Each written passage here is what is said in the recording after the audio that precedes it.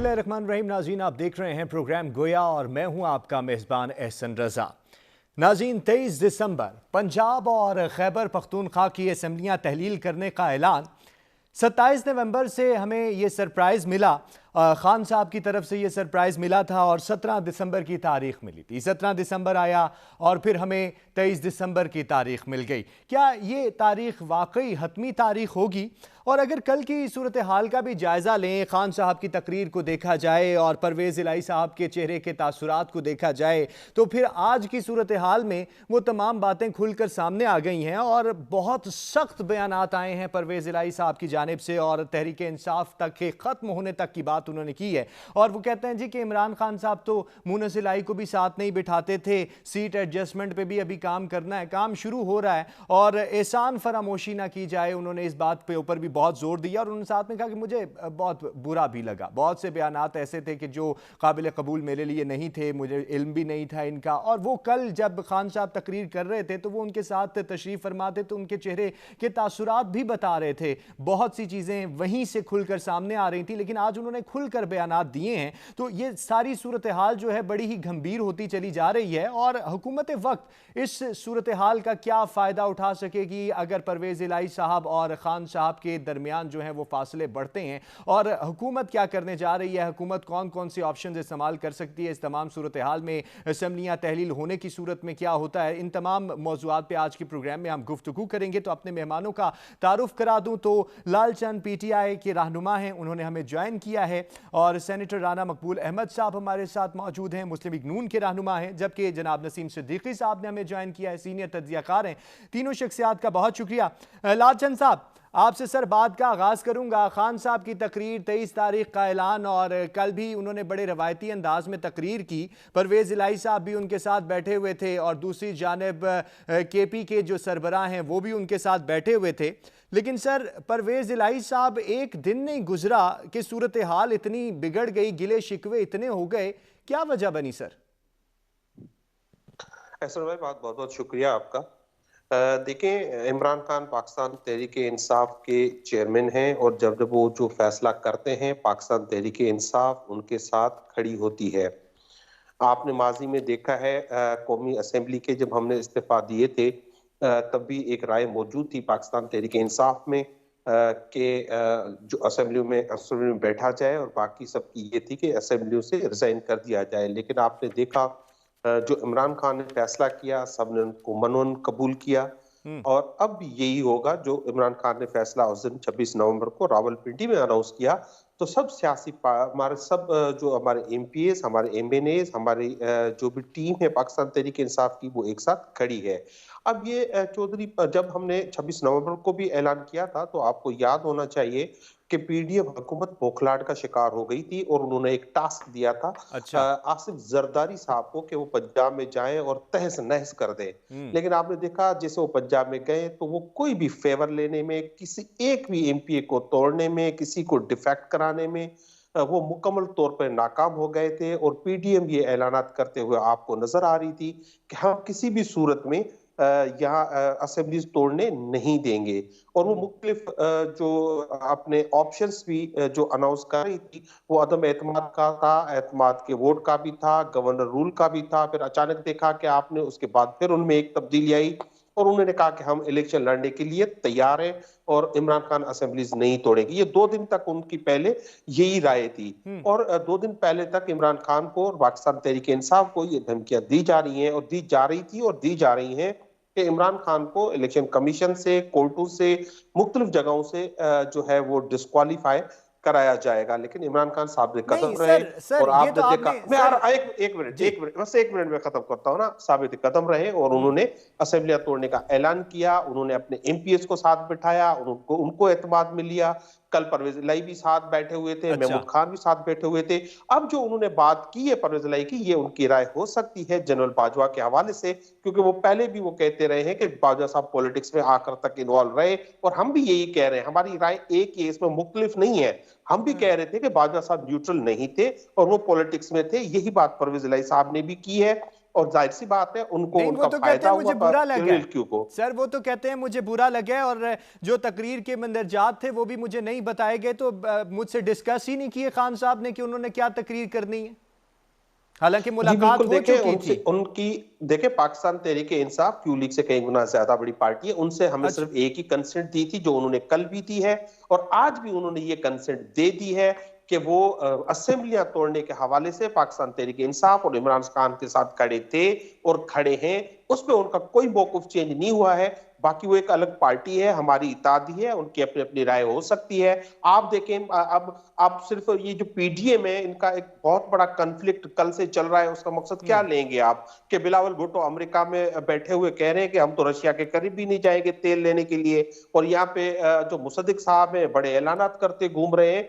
तो एक ओपिनियन, क्योंकि वो नून लीग से है, वो पीपल्स पार्टी से, उनका अलग अलग एक राय हो सकती है, लेकिन पीडीएम में वो पाकिस्तान के खिलाफ सब एक साथ जो है नहीं वो सर, वो मौजूद है। तो ये सर ये एक बिल्कुल अलहदा सा इशू है, लेकिन वो उसके हवाले से कहते हैं कि हम जितनी भी तफसीलात हैं वो वजारत खारजा में भिजवाएंगे। लेकिन अभी इलेक्शन की सूरत हाल पे मैं आपसे पॉइंट लेता हूं। राना मकबूल साहब, सर असेंबली टूट जाएगी कोई फर्क नहीं पड़ता, आपकी तरफ से ये ऐलान भी है, और एक तरफ आप कहते हैं कि जी ये जो खान साहब असेंबलियां तोड़ने की बात करते हैं ये जमहूरी रवायात के खिलाफ भी है, और परवेज इलाही साहब वाली भी सिचुएशन आज सामने आ गई, बड़े शदीद सख्त किस्म के बयानात भी आ गए, तहरीक इंसाफ के खत्म होने की उन्होंने बात भी कर दी, कोई डील तो नहीं हो गई? नहीं, डील की बात मुझे नहीं पता कोई डील है या नहीं है, लेकिन परवेज इलाही का नुक्ता नज़र तो पहले यही था कि असेंबलियां नहीं तोड़नी चाहिए। अच्छा। आखिरकार वो कहते रहे हैं कि 3 महीने तक तो हम कुछ नहीं कर सकते।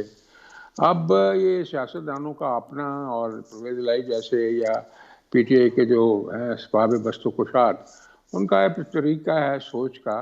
मैं ये कंक्लूजन जरूर दे सकता हूँ कि ये असम्बली डिज़ोल्व नहीं होगी और ना ही परवेज इलाही साहब करेंगे। ये सिर्फ करने की बातें हैं। असम्बली डिज़ोल्व करने में 2 मिनट लगते हैं। असम्बली का जो चीफ मिनिस्टर होता है वो एक एडवाइस जारी करता है जो गवर्नर के पास जाती है और गवर्नर के ऊपर बाइंडिंग होती है। ये सारा मामला इसलिए हुआ कि वो जो तहरीक चलाई गई थी वो नाकाम रही, और अब रिगल आउट करने के लिए ये सारा कुछ किया गया। इसके ऊपर ना आप ज़्यादा दिमाग सोजी करें ना हमें करनी चाहिए। कोई असम्बली नहीं टूट रही, इसलिए इसी तरह चलता रहेगा। हमारे दोस्त जो सर हैं 23 तारीख का ऐलान हो चुका है। और ऐलान को छोड़े ना आप। अच्छा, ऐलान को छोड़ दें, ऐलान को छोड़ दें, सर उसी बिल्कुल ऐलान छोड़ का, दें। सर उसी ऐलान का तो इंतजार हमने लॉन्ग मार्च से किया था। लॉन्ग ओहो, मार्च के बाद हमें आप 26 तो नवंबर को सरप्राइज मिला, अब तो वो डेट भी आ गई। जितनी मर्जी डेटें दे दीजिए, डेटें अच्छा। इतनी डेट देने में क्या होता है। अच्छा। देखिए ये प्रैक्टिकली ये होना इसलिए नहीं है कि अगर इंटेंशन हो तो आज तक असेंबली टूट चुकी होती, डिसॉल्व हो चुकी होती, इलेक्शन ना हो गए होते। कभी कोई बहाना, कभी कोई बहाना, कभी नहीं, बिल्कुल नहीं। इसलिए इस पे वक्त ज़ाया करने की जरूरत नहीं। हाँ, अलबत्ता वो जो कहते हैं कि जाएंगे आप पार्लियामेंट में और हम कहेंगे हमारे इस्तीफे कबूल करो, अच्छा ये जाने के लिए अच्छी अदा है, जाना चाहिए। सभी आपको सियाने लोग कहते रहे हैं, सुप्रीम कोर्ट भी कहती रही है आप कि इस्तीफे आप आ कबूल जाएं। करेंगे? प्रेसिडेंट भी कहते रहे कि आप आ जाएं, आके पार्लियामेंट में बैठें और बैठ के आप अपने मामलात को सामने लेके आए, कॉन्फ्रेंस टेबल पे आए, कोई एग्रीमेंट होता है, हो सकता हो जाए। जब आप बैठेंगे पार्लियामेंट में तो कोई ना कोई हल तो निकलेगा। अच्छा, ये कोई हल नहीं है। अच्छा इस्तीफे जी, कबूल करेंगे आएंगे तो? आए ना, तशरीफ तो लाए ना, फिर देखते हैं कि क्या सूरत हाल होती है। अच्छा, इसमें तशरीफ। को हाँ, तशरीफ तो लाए ना अच्छा, पहले। यानी आप उन्हें वेलकम करने के लिए तैयार हैं नसीम सिद्दीकी नहीं, साहब? हम तो देखो पार्लियामेंट में आना जरूरी है उनके लिए, उनका भी सर्वाइवल इसी में ही है, वरना वो अपनी एनर्जी भी ज़ाया करेंगे और कौम की एनर्जी और उसका वक्त भी ज़ाया करेंगे। सही, आप पार्लियामेंट में वेलकम करने के लिए तैयार हैं नसीम सिद्दीकी साहब? जी बिल्कुल। परवेज इलाही साहब के बयानात आपने सुने। सर आपसे छोटा सा मेरा सवाल है कि पॉलिटिकल सिचुएशन पर कितना डेंट डाल सकते हैं परवेज इलाही साहब के ये बयानात, या फिर ये सिर्फ महज बयानात ही हैं? देखिए, मेरे ख्याल से परवेज इलाही साहब एक ऊंचे सियासी कद के मालिक है और उनकी हमेशा सियासत में जो है बड़ी कंट्रीब्यूशन रही है। तो मैं तो उनकी किसी भी बात को इस तरह नहीं कह सकता कि वो डेंट डाल सकते हैं या नहीं डाल सकते। उनकी बड़ी समझ बूझ है और उन्होंने बड़ा एक सियासी उनका ख़ानदान है। बात यह है कि उनकी इंपॉर्टेंस ज़रूर है, लेकिन बात यह है कि पीटीआई की जितनी सीटें मौजूद है सूबाई असम्बली में, वो तो उन्होंने एक बोनस के तौर पे चौधरी परवेज इलाही को वज़ीर आला बना, नहीं तो वो अपनी सीटों के ऊपर तो कभी भी एक वज़ीर भी नहीं बन सकते थे। उनको पूरे टेन्योर में स्पीकर पंजाब असेंबली बनाए रखा, तो पीटीआई ने उनको बहुत इज्जत दी है, गो के उनकी बहुत कम सीटें थी पंजाब के अंदर। लेकिन जो मौजूदा सूरत हाल है उसमें डिसीजन इमरान खान साहब का ही चलेगा, क्योंकि बात यह है कि देखें, जब मैदान में एक पहलवान हो और बाकी पहलवान मैदान छोड़ के भाग गए हो, तो बेशक वो पहलवान कमज़ोर भी हो लेकिन नाम तो उसी का चलेगा ना। इस वक्त मौजूदा सूरत हाल ये है कि अगर आप सियासी मैदान में देखें तो सिर्फ इमरान खान साहब मौजूद है, पीटीएम की कोई भी लीडरशिप आपको मैदान में नज़र नहीं आएगी, कोई जलसे जुलूस नहीं कर रहे, किसी भी किस्म की अपनी जो मौजूदगी है उसको वो जाहिर नहीं कर रहे, जबकि उनको करनी चाहिए, क्योंकि बड़ी कदावर जमातें हैं, मुस्लिम लीग नून है, पीपल्स पार्टी है, जमीयत उलमा इस्लाम है, नवाज शरीफ साहब बहुत बड़े कद काट के सर मुस्लिम लीग नून तो तंजीमें, तीन दफा मुस्लिम लीग नून तो तंजीमें 9 की भी बात कर रही है पंजाब के अंदर। जी बिल्कुल, उनको करना चाहिए, उनको जब वाइब्रेंट नजर आना चाहिए, क्योंकि अगर आप आज इलेक्शन नहीं भी करवा रहे तो अगला साल तो इलेक्शन का साल है। अगर अक्टूबर में भी इलेक्शन होते हैं तो 10 महीने तो आपको प्रिपरेशन में लग जाएगा, जबकि मुस्लिम लीग नून के लीडर तो काफ़ी अरसे से पाकिस्तान से भी बाहर है, सियासत से भी बाहर है। तो इस वक्त जो माहौल गर्म है उसमें इमरान खान साहब कहते हैं सज्जी दिखा के खब्बी मारे या खब्बी दिखा के सज्जी मारे, उनकी चल रही है इस वक्त। उन्होंने असेंबलियों को तोड़ने का ऐलान किया, वो यानी आपको लगता है कि खान साहब का तोती जो है वो खुल के बोल रहा है, वो खुल के बोल रहे हैं, आपको नजर आ रहा है। देखें ना, ज़मीनी इलेक्शन उन्होंने जीते, कोई उनके मुकाबले में नहीं। और हुकूमत का तो ये हाल है कि उन्होंने वो जो कहते हैं ना कि बिल्ली को देख के कबूतर आंखें बंद कर लेता है, उससे ये नहीं होता कि बिल्ली चली जाती है, बल्कि नुकसान कबूतर को ही होता है। तो हुकूमत को भी थोड़े से होश के नाखून लेने चाहिए, जिस तरह वुज़रा को परफॉर्मेंस देनी चाहिए उसके बजाय जिस तरह आके वो बयानात देते हैं, सारा दिन इमरान खान के खिलाफ उनके बयानात चलते रहते हैं। ठीक है, वो अपोजिशन लीडर है, उनके खिलाफ आप बयान दें, उन्होंने अगर कोई करप्शन की है तो उन मुकदमात को आप अदालत में लेके जाएं, लेकिन खुदा के वास्ते मुआशी हालात जिसे आप ठीक करने आए थे, आपने तो इतने बिगाड़ दिए कि उस वक्त कोविड के वक्त इतनी फैक्ट्रियां बंद नहीं हुई जितनी आजकल फैक्ट्रियां बंद हो रही है। कहाँ हमारा जीडीपी 6 तक पहुंच गया था, आज 2 के ऊपर आ गया। कोई एलसी नहीं खुल रही आपकी, मार्केट में आप जाएं तो आपको पता चलता है कि लोग कितने परेशान हैं, मौशी हालात कितने बिगड़ते चले जा रहे हैं। तो इस वक्त अगर कोई गवर्नमेंट परफॉर्मेंस देती है, अच्छा काम करती है, तो हम ज़रूर उसको अप्रिशिएट करेंगे। वज़ीर आज़म शहबाज शरीफ ने बड़ी खिदमात अंजाम दी है, पंजाब को एक ज़माने में बड़ी अच्छी तरह वो चलाते रहे हैं, लेकिन अभी जो वफाकी गवर्नमेंट है उनकी तरफ से कोई भी इस किस्म का रिलीफ आवाम को नहीं मिल रहा। तो जो इमरान खान साहब कह रहे हैं वो चल रहा है। दूसरी जो आपने पूछा था परवेज़ इलाही साहब का, परवेज़ इलाही साहब आप एक अपनी पार्टी के प्रेसिडेंट हैं और वजीर आला हैं, वो कोई भी बयान दे सकते हैं, उनको इख्तलाफात हो सकते हैं इमरान खान के साथ। जिस तरह आपने देखा कि मोहसिन दावड़ को वफाकी हुकूमत से शिकायतें हैं, MQM को शिकायत है, बाप पार्टी को शिकायत है। तो जो एलाइज होते हैं उनको शिकायत ज़रूर होती हैं, लेकिन मेरे ख्याल से पॉलिटिकली इस वक्त मोहसिन इलाही और परवेज़ इलाही साहब जिस तरह इमरान खान को ज़बान दे चुके हैं कि हम असेंबलियाँ आपके कहने पे तोड़ देंगे क्योंकि ये वजारत आला हमारे पास आपकी अमानत है, तो मेरे ख्याल से वो मजबूर भी अगर है तो उनको असेंबलियाँ तोड़नी पड़ेंगी। फिर एक उनकी अपनी शनाख्त है, और अगर वो असेंबलियाँ नहीं तोड़ते और PTI से डेविएट करते हैं या इमरान खान से डेविएट करते हैं तो पॉलिटिकली पंजाब के अंदर बहुत सख्त नुकसान पहुंचेगा काफली को, क्योंकि तो इनकी तो चंद सीटें। आपने देखा था कि जब चौधरी शुजात हुसैन साहब ने कुछ अपने लोगों को लेके PDM का साथ दिया, तो गुजरात जो उनका अपना शहर है, अपना हल्का है, उसमें कितनी रिजेंटमेंट आई थी और उनके खिलाफ कितनी जो है वो एक नफरत वहाँ पे आई थी। तो वो चीज़ मेरे ख्याल से परवेज़ इलाही साहब और मोहसिन इलाही साहब कबूल नहीं कर सकते। वजारत वो किसी सूरत इसको अफोर्ड नहीं करेंगे। यहाँ पे लेंगे जी एक ब्रेक।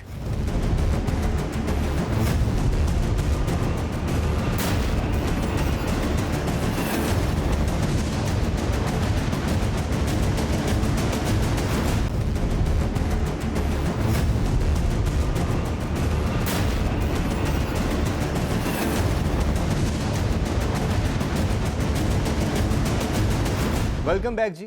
लालचंद साहब, जिस तरह आपने मकबूल साहब की बात सुनी, उन्होंने कहा कि कोई आप असेंबली तोड़ने नहीं जा रहे, अगर तोड़नी होती तो फिर फौरन से तोड़ते। मरियम औरंगजेब साहबा के बयानात को भी आपने सुना होगा। सर 6 दिन का वक्फा, ये इतनी ताखीर क्यों? सिर्फ कौमी असेंबलियों के इस्तीफों की जो कार्रवाई आपने अमल में लेके आनी है, या यही बात है, या फिर वजह कुछ और भी है आपके जिस तरह के मामलात चल रहे हैं? देखिए, मरियम औरंगजेब साहिबा से तो ज्यादा राणा मकबूल साहब की बात को सीरियस समझा जाता है। वो भी काफी जो सीरियस आता है। आजकल तो उनको बस एक टास्क है कि सुबह शाम आपको जो है वो घड़ी के अलावा कोई बात नहीं करनी। जैसे मेरे दोस्त ने फरमाया कि इकोनॉमी के जो हालात है उस पर बात नहीं करनी। ये घूम फिर के ये अगले इलेक्शन में घड़ी लेके जाएंगे और इनकी हम जो घड़ी घुमा देंगे इंशाल्लाह। लेकिन देखिए, जो आपने बात की, मुझे नहीं लगता कि चौधरी परवेज लाई ने ये बात की है कि पीटीआई खत्म हो जाएगी।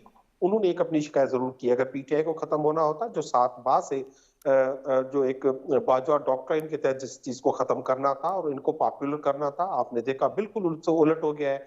और जो पंजाब के बाई इलेक्शन हो, चाहे नेशनल असेंबली के इलेक्शन हो, चाहे अभी कश्मीर के इलेक्शन हो, तो इनको मुंह की खानी पड़ रही है। इमरान खान एक मकबूल तरीन अवामी लीडर है, उसको पीटीआई को खत्म करना और इमरान खान को खत्म करना ये उनके बस की बात नहीं है। हाँ, यकीनी तौर पे जो असेंबलीज की बात राणा साहब कर रहे हैं, देखें, आप जो तजुर्बेकार लोग हैं, हमें कहते हैं कि नॉन सीरियस है हम। आप हमें कहते थे अनाड़ी हैं। एक तरफ आपने इकोनॉमी को डुबो दिया, दूसरी तरफ जो हम कह रहे हैं 1 महीने से कि हम इस्तीफा दे देंगे, मिनिस्टर से इस्तीफा दिया, असेंबली तोड़ देंगे, तो हम एक रूम छोड़ रहे थे आपसे बातचीत हो, और आपने देखा कि बातचीत हुई। लेकिन आप जिद है बच्चों की तरह कि हम ये एजेंडा ही नहीं देंगे कि हमें बैठ के कोई इलेक्शन और अर्ली इलेक्शन पे हमें कोई बात करनी है या नहीं करनी है। तो ये भूल जाए इमरान खान। देखिए, अब ये वो वक्त नहीं रहा, ना क्यू लीग के लिए है कि वो सारी कौम को रोजाना टीवी चैनल्स पे आके बता रहे हैं कि हम इमरान साहब खान के साथ खड़े रहेंगे, और आज अचानक वो फैसला कर ले कि हम उनके साथ खड़े नहीं रहेंगे, तो उस पर अवाम जो है रिएक्ट करते हैं। और इमरान खान ने भी जो ऐलान किया है, इमरान खान अपने ऐलान पे खड़े रहेंगे। हाँ, यकीनी तौर पे हम ये सब कुछ करने इसलिए जा रहे हैं, हम नहीं चाहते, हमने डिले भी इसलिए किया है कि मुल्की मुआशी हालात अब ये इजाजत नहीं देते कि आप ये हुकूमत जो है, जिसको 6% जैसे आपने हमारे दोस्त ने कहा ग्रोथ रेट पे छोड़ा था, आज ये पोजीशन है। आपकी दवाइयां अब शॉर्ट होने लगी है मार्केट में, आपकी एलसी नहीं खुल रही है, आपके पास डॉलर्स नहीं है, आपको पूरी दुनिया से कोई हेल्प नहीं आ रही है, क्योंकि पॉलिटिकल अनसर्टेनिटी है। और ये पॉलिटिकल अनसर्टेनिटी ये खुद बढ़ाने जा रहे हैं, कम करने नहीं जा रहे हैं, क्योंकि इनको पता है कि इनके पास अब ऐसी कोई चीज नहीं है जो ये अवाम में लेके जाए और अवाम इनको जो है वापसी में जो रिस्पॉन्स दे। यही वजह है कि ये इलेक्शन से भाग रहे हैं। मैंने जैसे पहले कहा, आपने देखा नहीं था, ये पहले कहते थे कि पंजाब असेंबली हम तोड़ने नहीं देंगे, उसके बाद उन्होंने कहा कि जल्दी तोड़े, अभी तोड़े, हम इलेक्शन के लिए तैयार हैं। तो कल से ये क्यों बौखला रहे हैं और ये सिग्नेचर्स ले रहे हैं एमपीएस का, कि कभी कह रहे हैं कि नो डाउट कॉन्फिडेंस करते हैं, कभी कह रहे हैं कॉन्फिडेंस का वोट ले रहे हैं। तो ये इनको कंफ्यूजन का शिकार है। 1 हफ्ता इनके पास और है और इनको डिसीजन लेना है। अदरवाइज हम विन विन सिचुएशन में है पाकिस्तान तहरीक इंसाफ। अगर ये इलेक्शन के लिए मान जाते जनरल इलेक्शन से लिए तब भी ठीक है, वरना इंशाल्लाह हम इन दोनों सूबों में 2/3 मेजोरिटी से जीत के आएंगे। अब आप लेकिन लालचंद साहब, ये फरमाइएगा कि अभी जिस तरह आपने कहा कि इस तमाम सूरत हाल में डेडलॉक भी बरकरार है, और फर्ज करते हैं ये जो 23 तारीख दी गई है ये हतमी ही है और हो जाते हैं मामलात सारे, तो फिर निगरान सेटअप में क्या आप जो बनेगा उसमें कोई बातचीत बन सकेगी, क्योंकि वो तो विफाक के ही अंडर होता है? जी नहीं, निगरान सेटअप वफाक के अंडर में नहीं होगा। निगरान सेटअप का वही तरीका होगा। स्पीकर साहब, अगर असेंबलीज डिसॉल्व होती है तो स्पीकर साहब रहेंगे, और एक अगर अपोजिशन लीडर जो अभी हैं और चीफ मिनिस्टर जो अभी हैं, ये किसी पे एग्री होते हैं तो ठीक है। अदरवाइज एक पार्लियामेंट्री कमेटी बनेगी। अगर वो पार्लियामेंट्री कमेटी नहीं बनी, नहीं कुछ कर सकी, तो इलेक्शन कमीशन को फिर वो इख्तियार है, जिस पर हमें पहले भी एतराज था, अभी भी एतराज है, कि वो पीडीएम के साथ मिलकर पाकिस्तान तहरीक इंसाफ के खिलाफ साजिशें करने में मुलविस रही है। ये इमरान खान बार बार कहते रहे हैं। तो ये गवर्नमेंट या फेडरल गवर्नमेंट के हाथ में नहीं होगा। हाँ, एक बात आपकी ठीक है, ये मौजूदा हुकूमत जो धमकियां दे रही है वो ये दे रही है कि हम गैर आईनी तौर पर इस इलेक्शन को प्रोलॉन्ग करने की कोशिश करेंगे, डिले करने की कोशिश करेंगे, और असेंबलीज अगर टूट गई तो हम उस वहां पर इलेक्शन नहीं करने देंगे, क्योंकि इलेक्शन कमीशन ये कहते हैं कि हमारे साथ होगा और हम इसको जो है इसको इंस्टॉल करेंगे। तो ये एक इंतई खतरनाक सूरत हाल होगी, और फिर हमें यकीनी तौर पे, हम भी कानूनी तौर पे और अवामी तौर पे इनको जबरदस्त रिस्पॉन्स देंगे इंशाल्लाह। राना मकबूल साहब, इलेक्शन नहीं करवाना चाहते आप, लाल चंद साहब फरमा रहे हैं, इससे आप भाग भी रहे हैं। सर ये फरमाइएगा, ये जो सारी सूरत हाल है, सब कह रहे हैं कि जी परवेज़ इलाही साहब को मुकम्मल इस्तेकाक है कि वो जिस किस्म का भी बयान दें, लेकिन बयानात अपनी जगह पे देखा जाए तो बहुत ज़्यादा शदीद हैं, तो क्या कैश कराएंगे? क्योंकि आपने भी कहा कोई पता नहीं डील हो रही है या नहीं हो रही, तो क्या इम्कानात हैं होने के? और नवाज शरीफ साहब से मुशावरत होगी कि इसको, इस जो फासले बढ़ते चले जा रहे हैं, इनको किसी तरीके से इस्तेमाल में लाया जाए?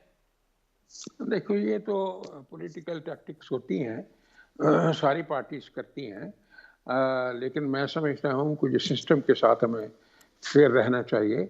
ये जो मेरे दोस्त डॉक्टर साहब लालचंद साहब फरमा रहे थे, बात यह है कि इलेक्शन कमीशन क्या कह रहा है। ठीक है, ये कहते हैं हमारे मुखालिफ हैं, वो कहते हैं जी पहले तो हम जो है सेंसस को मुकम्मल करेंगे जो कि मार्च तक होगा, जो पहले उन्होंने सुप्रीम कोर्ट में भी कहा था, और फिर उसके बाद जो है हल्का बंदियाँ होंगी, तो वो सारे का सारा काम जो है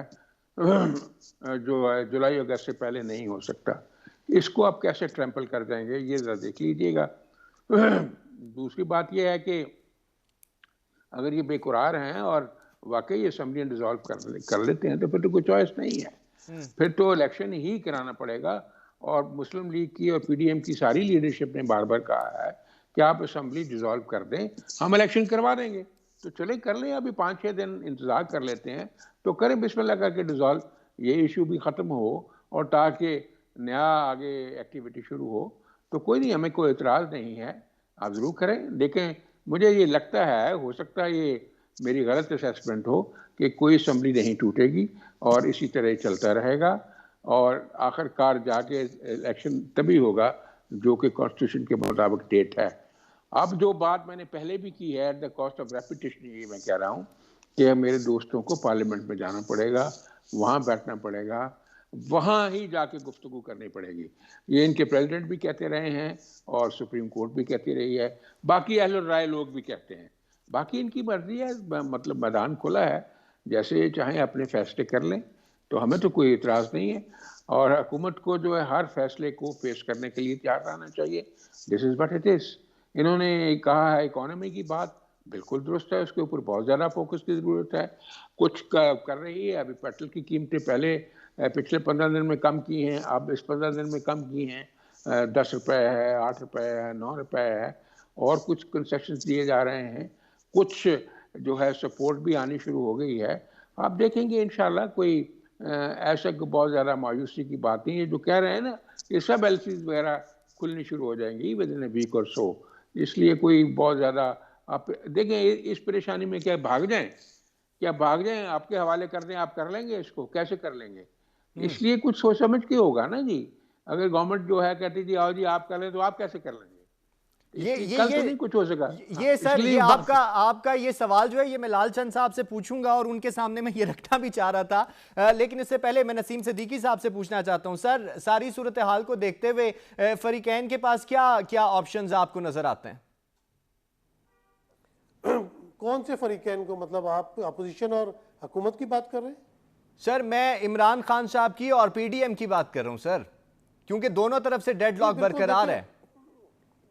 देखिए, बिल्कुल दोनों तरफ से डेड बरकरार है। वैसे तो मेरा जो ज़ाती ख्याल है वो तमाम सियासतदानों को मिल के पाकिस्तान के पहले मुआशी हालात जो है उसको दुरुस्त करना चाहिए, को राह निकालना चाहिए, क्योंकि सफ़र इसमें कौन करता है। अगर मैं एक आम आदमी के तौर पे भी बात करूं और जर्नलिस्ट के तौर पे बात ना करूं, तो मेरी वालदा की जो है वो दवाइयाँ नहीं मिल रही हैं, मेरे भाई का कारोबार है, सामान आके पोर्ट पे पड़ा हुआ है, लेकिन वो अभी तो उन्होंने कहा कि 1 हफ्ता और लग जाएगा। जो डेली की डैमरेज पड़ रही है वो कारोबारी हजरात उसको कैसे पूरा करेंगे? तो ये बड़ा सीरियस बिजनेस है, ये सीरियस होकर इनको इस मामले में सोचना पड़ेगा। और दूसरी बात यही है कि अगर नहीं संभाला जा रहा, क्योंकि जब वोट ऑफ नो कॉन्फिडेंस आया था तो उस वक्त यही कहा गया था कि पाकिस्तान दिवालिया के करीब जा रहा था, हमने सियासत को कुर्बान किया और रियासत को बचाने की कोशिश की, लेकिन सियासत भी बर्बाद हुई और रियासत भी बर्बाद हुई। आपने तो दोनों चीज़ें बर्बाद कर दी।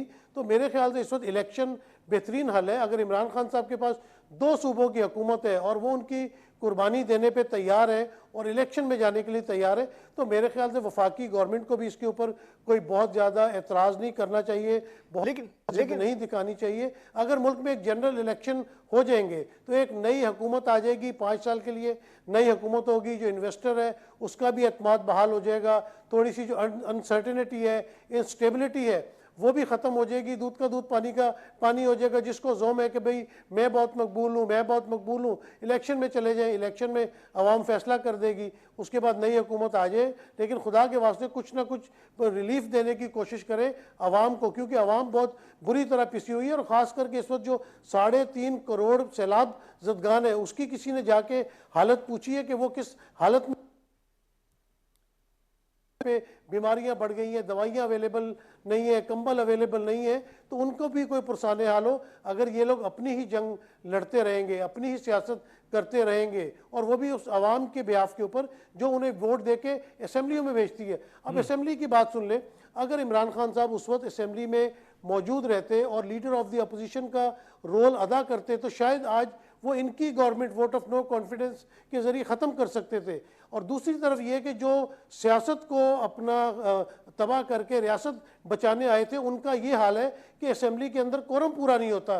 कभी 4 लोग बैठे होते हैं, कभी 11 लोगों के बैठे हुए बिल पास हो रहे होते हैं। तो ये तो सियासतदानों का सीरियसनेस का हाल है कि वो वोट लेके आवाम से वादे करके असेंबली में आते हैं और फिर वहाँ पे आके आवाम को भूल जाते हैं। तो मेरे ख्याल से तमाम सियासतदानों को सर जोड़ के बैठना पड़ेगा और कोई ना कोई पाकिस्तान की बका का लेकिन नसीम साहब जिस आपने भी कहा कि इलेक्शन की तरफ जाना पड़ेगा, लेकिन जो मैशियत की सारी सूरत हाल है वो भी बड़ी ही दिगरगू है, तो क्या मुतहम्मिल है हमारी मैशियत? इलेक्शन पे तो बहुत ज्यादा खर्चा नहीं आएगा क्या?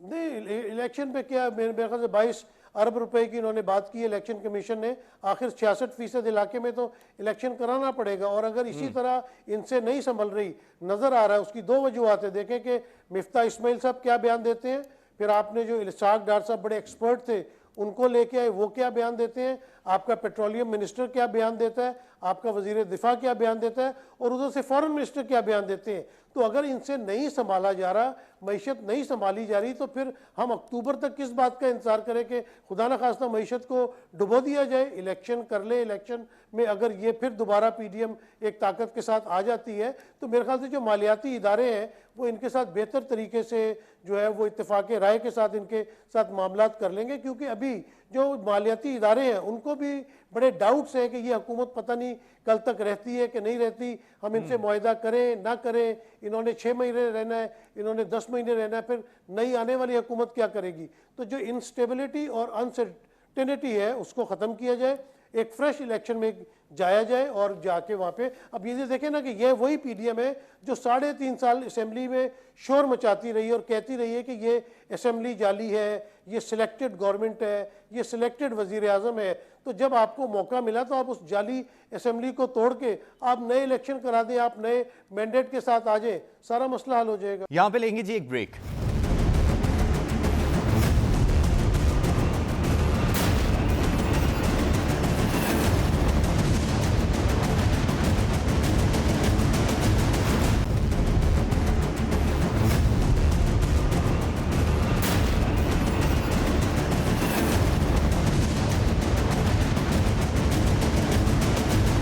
वेलकम बैक जी। लालचंद साहब फरमाइएगा, जिस तरह के मकबूल साहब ने भी आपके लिए सवाल छोड़ा और मैं भी आपसे ये जानना चाहता हूं कि कल की तकरीर में बार बार डिफ़ॉल्ट की भी बात की गई, खान साहब ने भी डिफ़ॉल्ट की बात की गई, उससे पहले हमाद अजहर साहब भी सारा दिन डिफ़ॉल्ट का जिक्र करते रहे।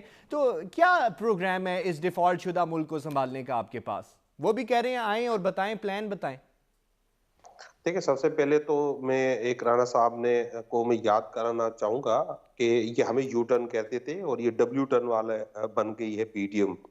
आपको याद होगा कि मरियम नवाज साहिबा से लेके राणा सनौला तक सब ये फरमाते थे कि अगर जो इमरान खान असेंबलीज तोड़ दें पंजाब और केपी के असेंबलीज, तो हम इलेक्शन कराने के लिए तैयार है। तो वो उससे मुकर गए थे और आज तक वो क्योंकि यही चाहते हैं कि इक्तदार से ये चिपके रहे, तो उस पे ये कंटिन्यू किए हुए हैं। राणा साहब ने दूसरी बात की कि सेंसस से इलेक्शन कमीशन का क्या काम है? इलेक्शन कमीशन का सेंसस से कोई काम नहीं है। अगर आपको याद होगा क्योंकि अगर इलेक्शन कमीशन इम्पार्शियल होता तो इस तरह की बातें नहीं करता। आपको याद होगा जब अप्रैल में इनसे पूछा गया था कि अब कब इलेक्शन कराने के लिए तैयार होंगे, तो उन्होंने 6 से 7 माह का टाइम मांगा था, जो उनको ये टाइम मिल चुका है। अब राणा साहब ने एक बात और भी कही कि ये असेंबली नहीं टूटेगी और ये इसी तरह चलता रहेगा। देखिए, ये मुल्क इस तरह नहीं चल सकता जिस तरह ये मुल्क को चला रहे हैं। मैंने पहले बात की कि अमेरिका में बैठ के फॉरेन मिनिस्टर अमेरिकन को खुश करने के लिए ये कहते हैं कि हम रशिया से तेल लेना तो दूर सोच भी नहीं रहे हैं, और यहाँ पे मुसद्दिक मलिक हमें कुछ और नवीद सुना रहे होते हैं। और यहाँ पे अब ये बात सुने, ये बात तो करते हैं कि हमारे पास जहर खाने के लिए पैसे नहीं है। बिलावल भुट्टो का जो एंटोरेज है उस पे जो 1 अरब 70 करोड़ रुपए खर्च आ चुके हैं, और उनको इनके वज़रा जो है वो मुल्क में कम रहते हैं, बाहर ज्यादा रहते हैं, इसलिए कहते हैं जब मुल्क में आते हैं तो कहा जाता है ये मुल्क में दौरा करने आए हैं। अब आ जाए आपकी बात पे, ये इकोनॉमी पे। देखिए, ये कह रहे इसी तरह चलता रहेगा, इस तरह नहीं चल सकता, क्योंकि इनके पास सिर्फ $7 बिलियन के अराउंड जो फॉरेन रिजर्व्स है, उसमें $3 बिलियन जो है वो सऊदी अरबिया के हैं, 2 जो है यूएई के हैं, और 2 अरब जो है चाइना के हैं। इनके पास अपना 1 रुपया भी नहीं है, और ये डॉलर्स भी 1 महीने के इंपोर्ट बिल के लिए मुकम्मल नहीं है। देखिए, ये सूरत हाल पैदा हुई क्यों है? क्योंकि देखिए, पूरी दुनिया देख रही है कि पाकिस्तान में एक रिजीम चेंज हुआ, एक साजिश हुई, एक प्लान हुआ, एक इलिजिटिमेट गवर्नमेंट को इंस्टॉल कर दिया गया है। वो आज गई कि कल गई, वो सब क्योंकि दुनिया देख रही है कि ये जो हमसे पैसे मांग रहे हैं, ये खुद के नैब में जाके नैब तरामीम करके अपनी चोरी के केसेस माफ करा रहे हैं। अब जो दुनिया से पैसे मांगने जो शख्स जाता है, वो 4 साल इस मुल्क का भगोड़ा था, इससे भागा हुआ था, वो अब दुनिया को कह रहा है कि पाकिस्तान को सपोर्ट करे। इस मुल्क जो लूटता है वही आके अगर जब बैठ जाता है तो पूरी दुनिया। मैं खत्म कर रहा हूँ, मैं खत्म कर रहा हूँ, एक मिनट मैं एक मिनट में खत्म कर रहा हूँ ना, मेरी बात कंप्लीट। देखिए, जब आप मुल्क में चोरों लुटेरों को बिठा देंगे तो पूरी दुनिया और आपके इन्वेस्ट करने वाले, आपकी पूरी दुनिया से जो इन्वेस्टर है यहाँ के क्यों इन्वेस्ट करेंगे? लिहाजा एक पॉलिटिकल अनसर्टेनिटी को खत्म करने के लिए जनरल इलेक्शंस में जाए, एक मजबूत हुकूमत इस मुल्क में कायम हो, जिसपे वो पूरी दुनिया से जो है कॉन्फिडेंस बहाल करे पाकिस्तान की इकोनॉमी पे, पाकिस्तान के जो तर्ज हुक्मरानी पे, तो कुछ आगे हो सकता है। ये नहीं हो सकता कि डार साहब आए कि मैं जो है डॉलर को जो है काबू कर लूंगा, और इतना काबू किया है कि मार्केट से ही गुम हो गया है। तो ये स्ट्रेटेजी कम से कम हमारी नहीं थी। और आप मुझसे पूछ रहे हैं कि हमारी स्ट्रेटेजी क्या थी? ये $7 बिलियन ये जब 2013 में 2013 में भी ये छोड़ के गए थे, हमने इकोनॉमी को संभाला था। हमने जो कोविड था उसके बावजूद इकोनॉमी को संभाला था।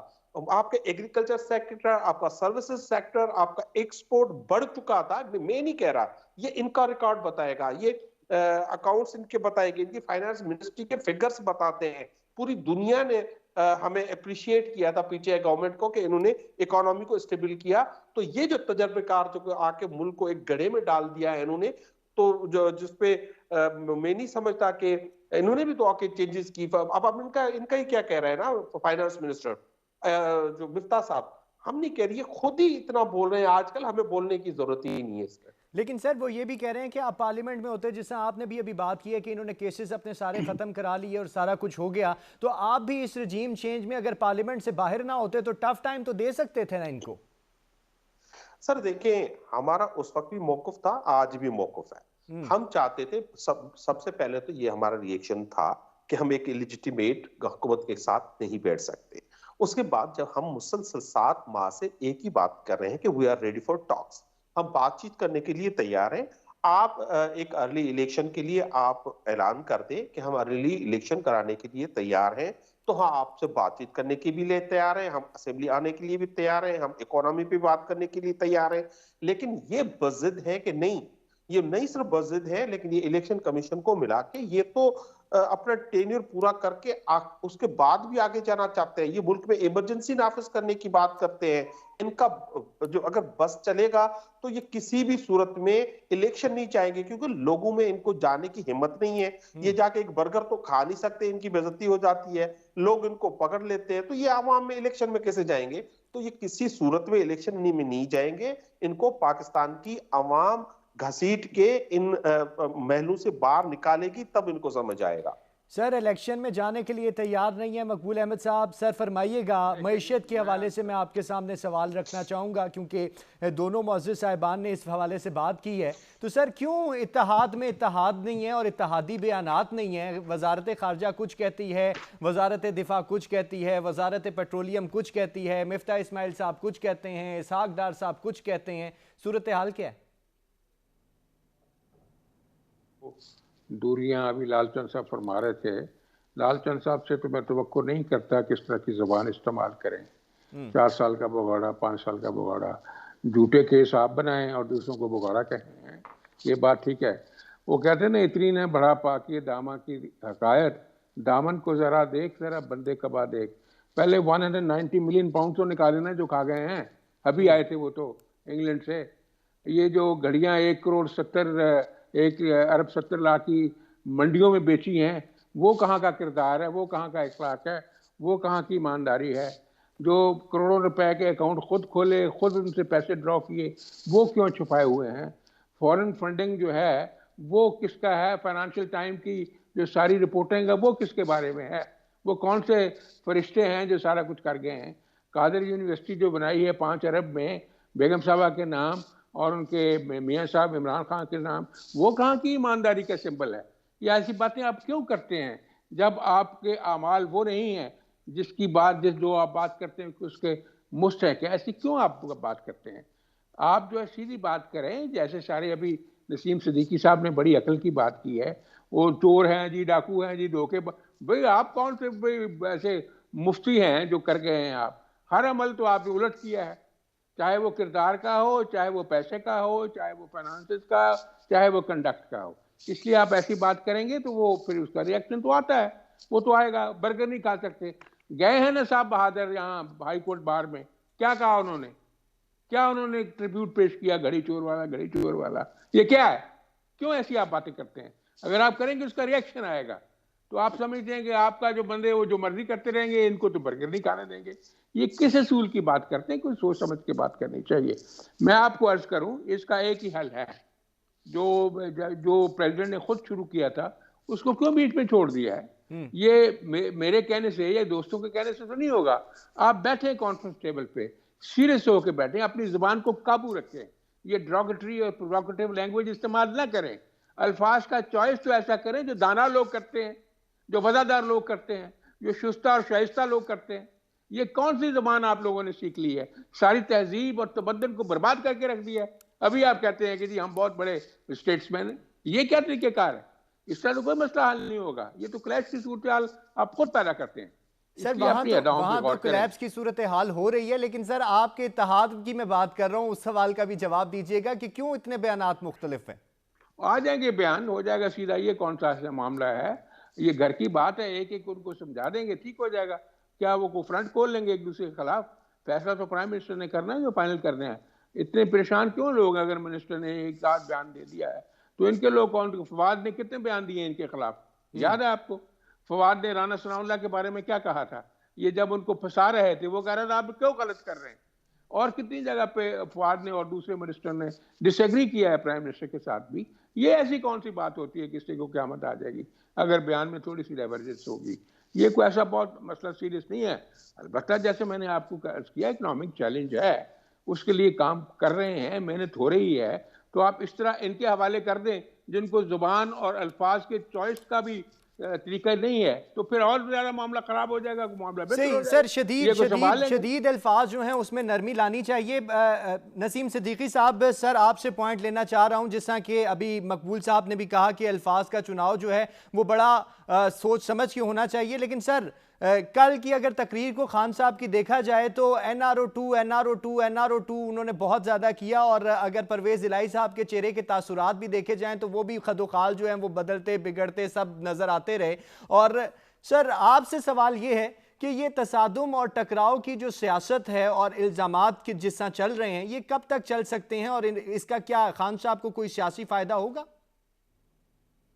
देखिए, राना मकबूल साहब जिस तरह उनका अंदाज़े गुफ्तगू है, मैं तो उनका बहुत बड़ा फ़ैन हूँ, और उन्होंने जो बात की उससे कोई दो राय नहीं है कि हमें बिल्कुल अल्फाज का चुनाव जो है वो बड़े बेहतरीन तरीके से करना चाहिए, अपने इख्तलाफात बिल्कुल हर किसी को इख्तिलाफ राय की इजाज़त है, आप इख्तिलाफ राय करें, लेकिन इस अल्फाज का आप जिस तरह बात की कि इमरान खान साहब एनआरओ की बात कर रहे थे, मेरे ख्याल से एनआरओ तो कोई ऐसा लफ्ज़ नहीं है, खान साहब तो इससे बड़े बड़े लफ्ज़ भी इस्तेमाल कर जाते हैं। वो तो सर उन्होंने कंटेनर पे जब थे तो तब भी बहुत से अल्फाज इस्तेमाल किए थे।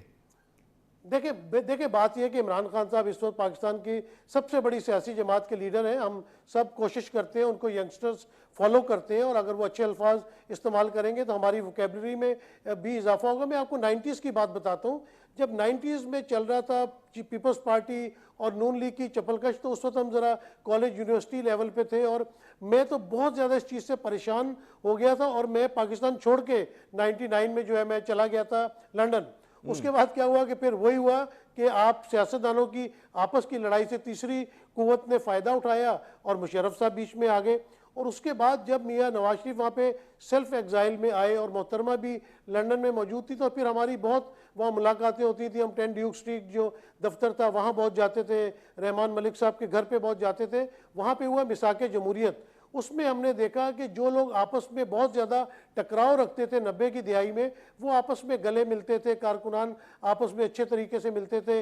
नवाज शरीफ साहब रहमान मलिक के घर नहीं आना चाह रहे थे क्योंकि उन्होंने FIA में होते हुए उनके वालिद साहब को शायद गिरफ्तार करवाया था, लेकिन अमीन फ़हीम गए और नवाज शरीफ को मना के रहमान मलिक के घर ले आए। फिर मिसाके जमहूरियत के ऊपर सिग्नेचर भी हुए। तो इस वक्त भी एक मिसाके जमहूरियत और एक मिसाके मुआशियत, ये दो चीज़ें बहुत ज़रूरी हैं, क्योंकि तमाम सियासतदानों का ताल्लुक पाकिस्तान से है, सब पाकिस्तान से प्यार करते हैं। मैं किसी को भी गद्दार नहीं कहता। ये जो गलत मुकदमात बनाते हैं, इसकी रविश ख़त्म होनी चाहिए, क्योंकि जरदारी साहब पे इल्ज़ामात लगे सरे महल, उसका नतीजा कोई नहीं निकला।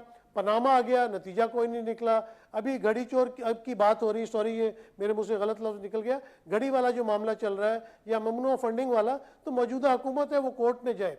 अब राना सनाउल्लाह की जब बात आती है तो उनके जो ऊपर जो मुकदमा किया गया था वो किसकी मुद्दत में हुआ था वो सब जानते हैं। तो हुकूमत में आके आप इस्टेब्लिशमेंट को समझाएं, उससे दूर रहें, अपने फैसले खुद करें।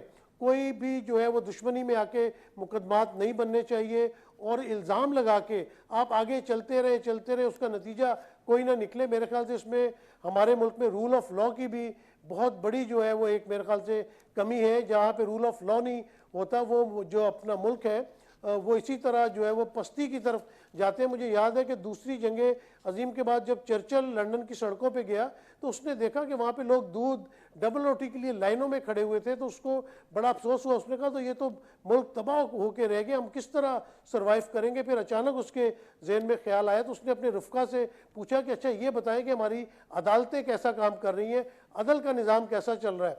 तो उनके वज़रा ने बताया कि वो बेहतरीन है, वो 24 घंटे काम कर रहे हैं। तो उसने कहा फिर इंशाल्लाह तो हमारी आदत है ना। उसने भी कहा कि with the grace of God definitely we will be back on the track, तो हम ट्रैक पे वापस आ जाएंगे। तो बात यह कि हमारे मुल्क में रूल ऑफ लॉ का भी बड़ा मसला है। सही सर, वक्त खत्म हो गया, सियासतदानों को जिम्मेदारी का मुजाहरा करना पड़ेगा। लालचंद साहब हमारे साथ रहे, PTI के रहनुमा, बहुत शुक्रिया सर आपका। सेनेटर राना मकबूल अहमद साहब रहे, मुस्लिम लीग नून के रहनुमा, आपका भी बहुत शुक्रिया। और नसीम सिद्दीकी साहब ने हमें ज्वाइन किया, सीनियर तज्जियाकार हैं, बहुत शुक्रिया सर। और सियासतदानों को जिम्मेदारी का मुजाहरा करना है, मिसाक़े जमहूरियत और मिसाक़े मईशत की तरफ आना होगा अगर मुल्क को आगे लेकर जाना है। अपना बहुत सारा ख्याल रखिएगा, मुझे दीजिए इजाजत, अल्लाह हाफ़िज़।